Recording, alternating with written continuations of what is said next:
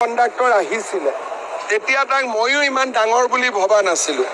মই ভাবিছিলো উদ্যোগ এটা আহিব 30,000 ল'ৰা ছোৱালীক চাকৰি দিব।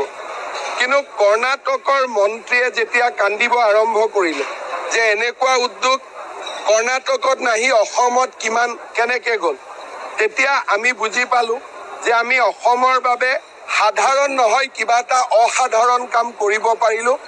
প্ৰথমবাৰৰ বাবে অসমৰ বুৰঞ্জীত আৰু ভাৰতৰ বুৰঞ্জীত কোনোবা এখন ৰাজ্যই নিজক অসমৰ লগত তুলনা কৰিছে যে কৰ্ণাটকৰ দৰে বিকশিত ৰাজ্যই নিজক অসমৰ লগত তুলনা কৰিছে। আগতে আমি মেঘালয় নাগালেণ্ডৰ লগত নিজক তুলনা কৰোঁ, এতিয়া কৰ্ণাটকে নিজেই আমাক তেওঁলোকৰ তুলনালৈকে উঠাই লৈ গ'ল।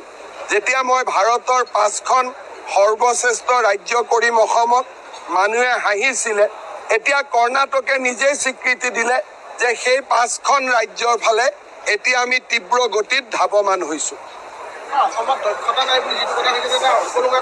অসমত দক্ষতা নাই, কৰ্ণাটকৰ ইণ্ডাষ্ট্ৰিটো আধা অসমৰে ল'ৰা ছোৱালী আছে, সেইখিনিয়ে উভতি আহিব।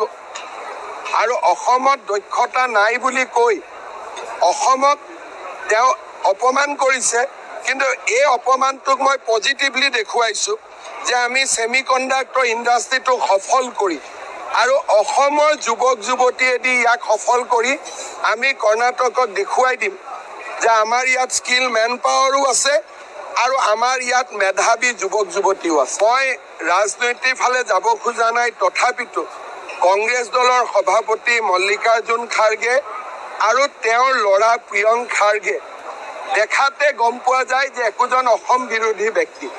ভূপেন হাজৰিকাক তেওঁ নাচনেৱালা গানেৱালা বুলিও শব্দ ব্যৱহাৰ কৰিছিল। কিন্তু মই আৰু ৰাজনীতিৰ ফালে বিষয়টো লৈ যাব খোজা নাই। ই ভিডিঅ' উপলব্ধ হৈ আছে, অসমৰ ৰাইজে তেওঁৰ ভিডিঅ'